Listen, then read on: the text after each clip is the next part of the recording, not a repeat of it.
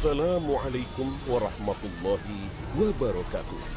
إذا زلزلت الأرض زلزالها وأخرجت الأرض أثقالها وقال الإنسان ما لها. Apabila bumi digoncangkan dengan goncangan yang dahsyat, dan bumi telah mengeluarkan beban-beban berat yang dikandungnya, dan manusia bertanya, mengapa bumi menjadi begini?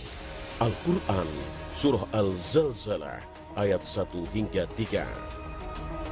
Inilah dahsyatnya kiamat yang dituturkan Allah Subhanahu wa Ta'ala dalam Surah Zalzalah, ayat 1 sampai 3.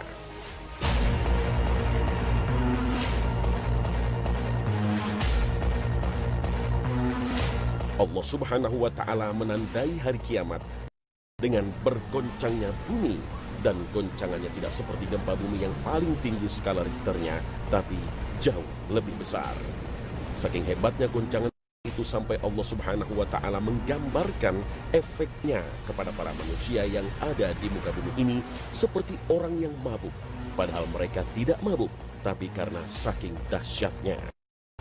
Dan kamu melihat manusia dalam keadaan mabuk, padahal sebenarnya mereka tidak mabuk, tetapi azab Allah itu sangat keras. Al-Quran Surah Al-Hajj ayat 2.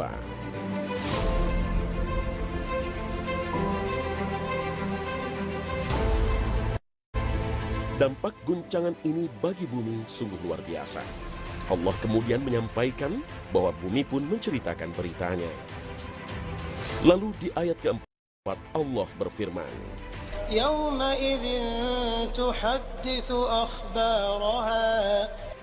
pada hari itu bumi menceritakan beritanya.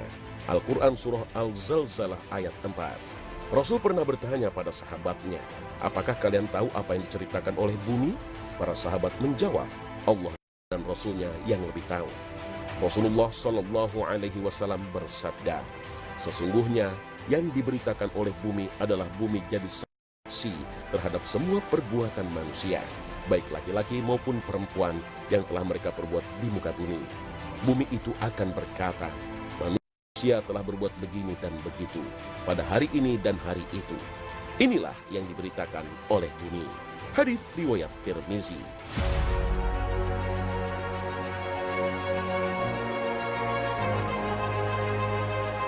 Hadis ini sekaligus mengingatkan kita saat kita beramal jauh dari pandangan orang lain. Sebenarnya tetap disaksikan makhluk lain yang tampak mati tak bergerak, karena semua bagian di bumi ini akan menjadi saksi akan kelakuan kita. Allah Subhanahu wa Ta'ala mampu membuat makhluk berbicara. Bahkan tanah atau bumi yang kita pijak bisa berbicara. Bumi akan bersaksi terhadap amalan kebaikan dan keburukan yang kita perbuat. Yang menjadi saksi bagi manusia pada hari kiamat adalah kitab catatan amalnya, pendengarannya, penglihatannya, kulit dan tangannya, serta bumi yang dipijak. Sehingga setiap manusia tak mungkin mengelak dengan kesaksian yang ada.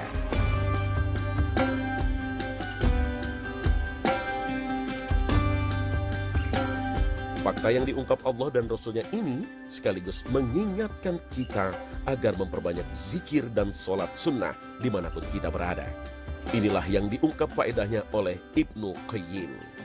Sungguh orang yang senantiasa berzikir ketika berada di jalan, di rumah, di saat mukim, di saat safar, atau di berbagai tempat, itu akan membuatnya mendapatkan banyak saksi di hari kiamat.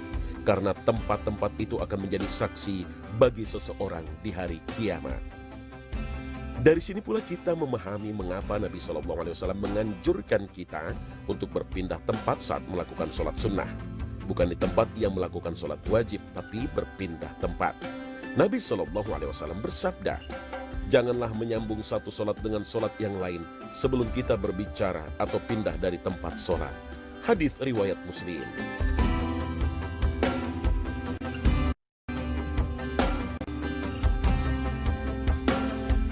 Termasuk pula keutamaan mengerjakan sholat sunnah di rumah, supaya mendapatkan banyak saksi pada hari kiamat. Setiap tempat yang menjadi lokasi bersujud menjadi saksi kelak di akhirat. Rasulullah SAW bersabda, sholatlah kalian wahai manusia di rumah kalian, karena sebaik-baik sholat kalian adalah sholat di rumahnya, kecuali sholat wajib. Hadis riwayat Bukhari. Wallahu a'lam.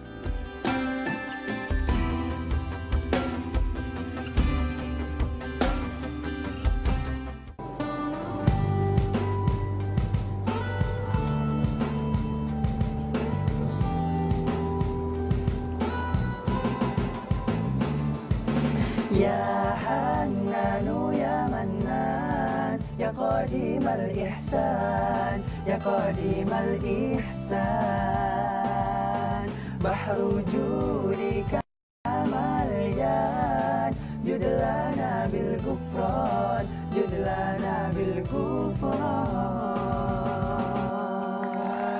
Bismillahirrahmanirrahim. Assalamualaikum warahmatullahi wabarakatuh. Alhamdulillah, pemirsa, kembali lagi bersama kami Hamanis. Saya Hana, saya Mana, saya Isa. Senang banget rasanya Hamanis bisa kembali menyapa pemirsa yang ada di rumah. Ya, nah, tentunya di program kesayangan kita. Di mana lagi kalau bukan di Khazanah Ramadan. Oh iya ya, tadi habis ngeliat tayangan yang tadi, kita tuh jadi makin sadar gitu. Ya, kita tuh nggak bakal bisa lolos dari yang namanya hisab. Betul. Bahkan benda-benda mati bisa ngomong tuh. Nah, kemarin tuh waktu buka ngambil gorengan aku nggak bakal bisa bohong tangannya di hadapan Allah. Tuh mata ngapain dilihat sini? Mau dicolok? Kenapa marah? Harusnya yang marah tuh yang barangnya diambil tuh yang marah. Lagian kemarin bukanya pakai korma lagi. Padahal makanan di depannya tuh banyak. Kasihan gorengan gak dimakannya, udah gua empat daripada mubazir. Kang Didor, emang begitu sunnahnya kalau bukan nih azan. Kurma dulu yang dimakan, bukan ngerebut gorengan-gorengan orang. Pokoknya tuh gorengan yang kamu makan tuh bakal dihisap nanti di akhirat. Ya ilah, gara-gara gorengan 3 biji aja ribut. Udah deh, besok gua ganti 1. Nih, 3. Ya, 3 besok gua ganti 3. Bener ya? Ya, apa nih? Maaf. Oh, udah. Masa cuma gara-gara gorengan jadi ribut? Dah, mending lihat tayangan yang ini nih. Ada tayangan tentang amal soleh tergantung akhirnya. Silahkan.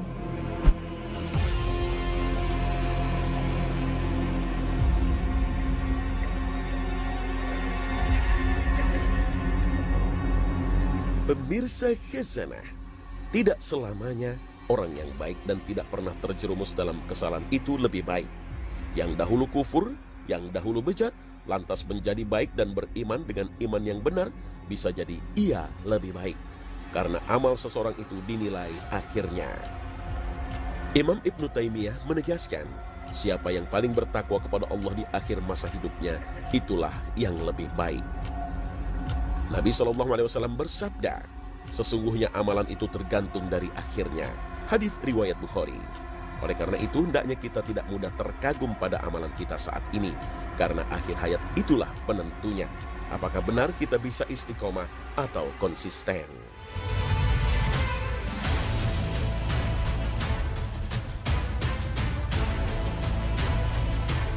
Anas bin Malik radhiyallahu anhu menuturkan bahwa Rasulullah SAW bersabda, janganlah kalian terkagum dengan amalan seseorang sampai kalian melihat amalan akhir hayatnya. Karena mungkin saja seseorang beramal pada suatu waktu dengan amalan yang solih, yang seandainya ia mati, maka ia akan masuk surga. Akan tetapi ia berubah dan mengamalkan perbuatan jelek.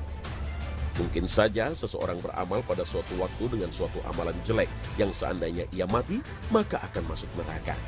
Akan tetapi ia berubah dan beramal dengan amalan soleh. Oleh karenanya, apabila Allah menginginkan satu kebaikan kepada seorang hamba, Allah akan menunjukinya sebelum ia meninggal. Para sahabat bertanya, apa maksud menunjuki sebelum meninggal? Nabi SAW menjawab, yaitu memberikan ia taufik untuk beramal soleh dan mati dalam keadaan seperti itu. Hadis riwayat Ahmad dan Ibnu Abi Asim. Oleh karenanya, penting sekali amalan yang kontinu dan menjadi akhir hidup dengan penutup terbaik, yaitu husnul khotimah.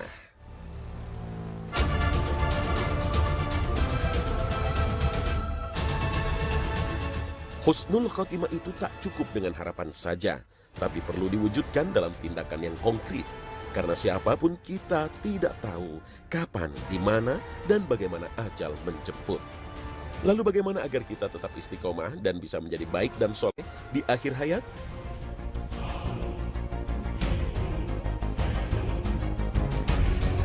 Pertama dan paling utama adalah selalu ingat kepada Allah, selalu menjaga diri dari perbuatan dosa dan maksiat. Sahabat Ibnu Mas'ud radhiyallahu anhu berkata, seorang yang beriman melihat dosa-dosanya bagai ia sedang duduk di bawah gunung yang akan runtuh. Ia khawatir tertimpa. Sedangkan ahli maksiat melihat dosa-dosanya bagaikan lalat yang melewati hidungnya. Hadis riwayat Bukhari.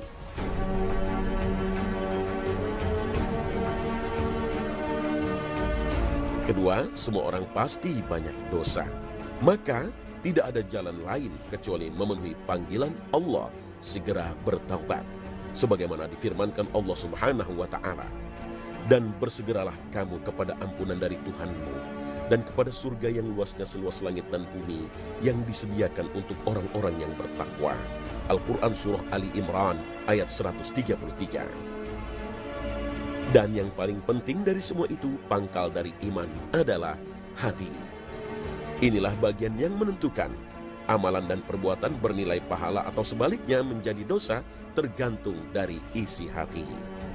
Akan tetapi hati manusia bagaikan timbangan yang bisa dengan mudah bergerak.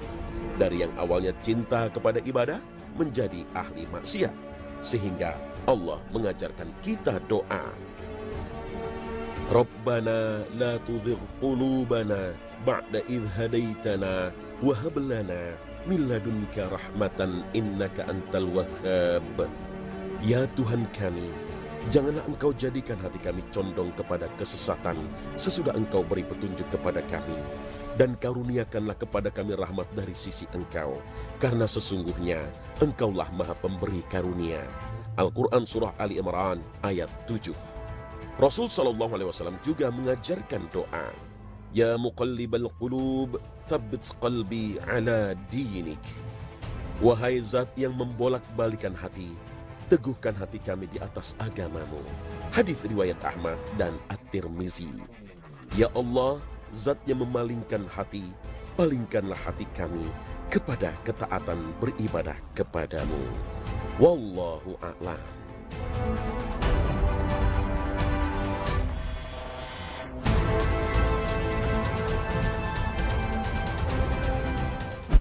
Alhamdulillah, kembali lagi di Khazanah Ramadan. Tuh, lihat, jadi kita tuh nggak boleh ngerasa lebih baik dari orang lain. Karena kan kita nggak tahu akhir hayat kita seperti apa. Nah, ingat ya, inna akramakum indallahi atqakum. Amin. Amin, amin. Itu bukan doa, itu ayat. Artinya, sungguhnya orang yang paling mulia di sisi Allah adalah orang yang paling bertakwa. Nah, bener banget pemirsa. Tuh, Manan, makanya dengerin tuh apa ketahanan. Bentar. Kenapa jadi aku yang kena ini? Kan orang yang biasanya rajin ibadah bisa aja jadi malas ibadah, bisa terbalik. Begitu juga dengan kita nih, bisa aja ntar kebalik, kamu yang gendut, aku yang kurus. Ya Allah. Kan hati-hati kalau ngomong. Lagian ya dia tuh aneh. Di mana-mana orang kalau habis nikah kan berisi, iya, melebar. Betul. Nah dia makin nyewesut. Ini mulut kagak dipagerin ngapa ya? Seenaknya kalau ngomong nih. Aku udah nikah nih, beda. Udah ada yang ngurusin. Emangnya dia pemirsa belum nikah nih, belum ada yang ngurusin. Jangan salah ya. Walaupun aku gendut-gendut gini, banyak yang mau nabok pakai senam. Oh no. Ya Allah, punya kembaran dibully terus ya.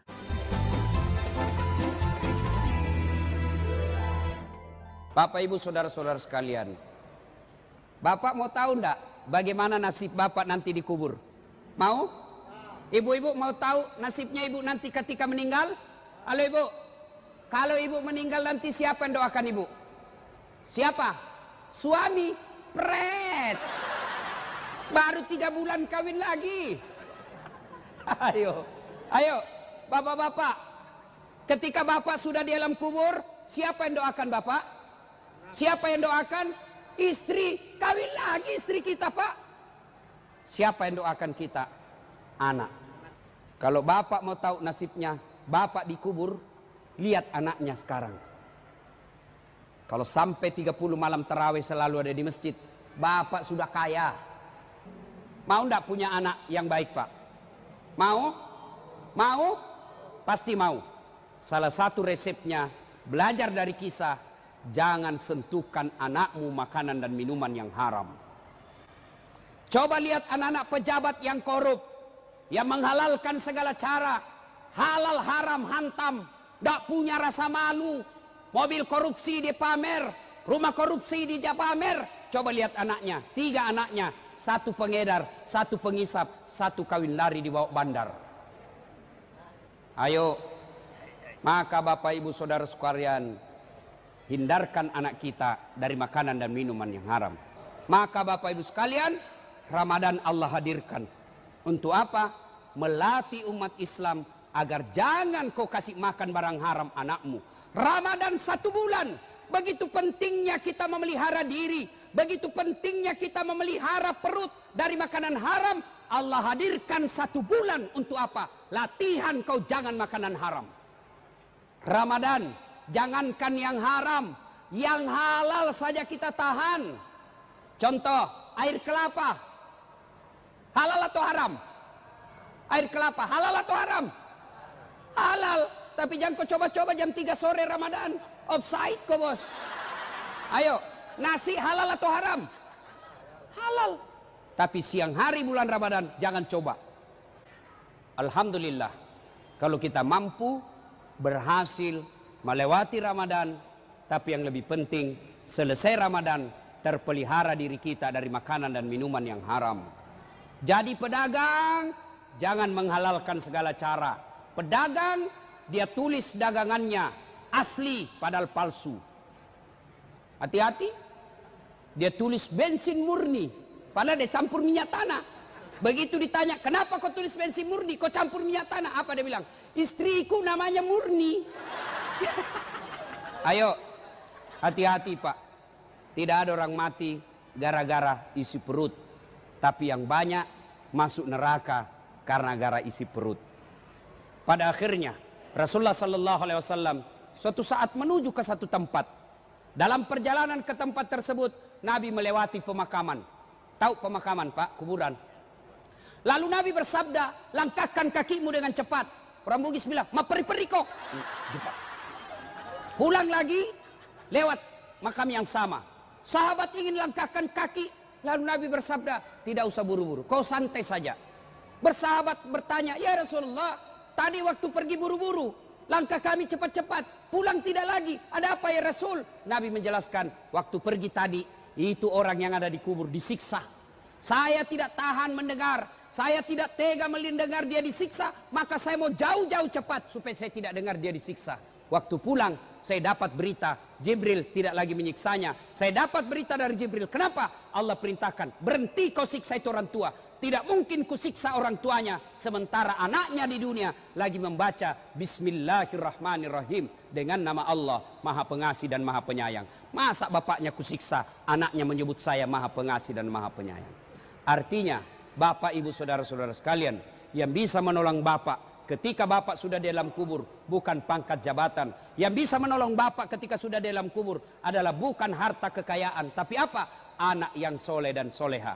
Maka salah satu cara agar anak kita menjadi soleh dan soleha, pelihara dirinya dari makanan dan minuman yang haram. Pemirsa, alhamdulillah kita sudah berada di ujung acara nih. Nah, semoga tayangan-tayangan tadi banyak hikmah dan pelajaran yang bisa kita ambil bersama. Amin ya rabbal alamin. Bagi pemirsa yang mau nanya, silahkan langsung saja ke Instagramnya Hazanah di @hazanah_t7. Nah, kalau pemirsa ada yang mau nagih utang saya, nagihnya ke Hanan aja ya. Enak aja lu, giliran utang aja ngopernya ke sini. Sorry ya, gua mah gak punya utang. Kamu kan kembaran. Nah, tolong ya. Biasa kalau begini ada maunya begini mah. Tolong ya. Lu langsung sendiri aja. Ya.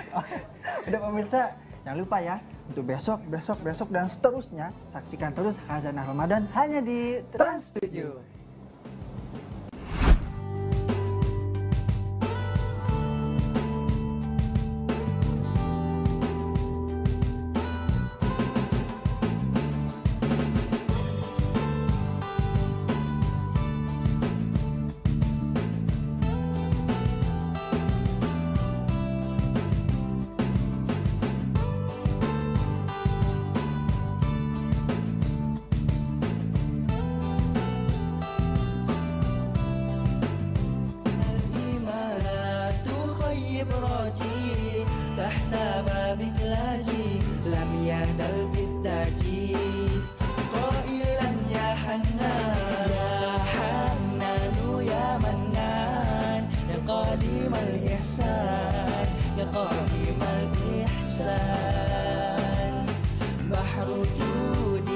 Amalia.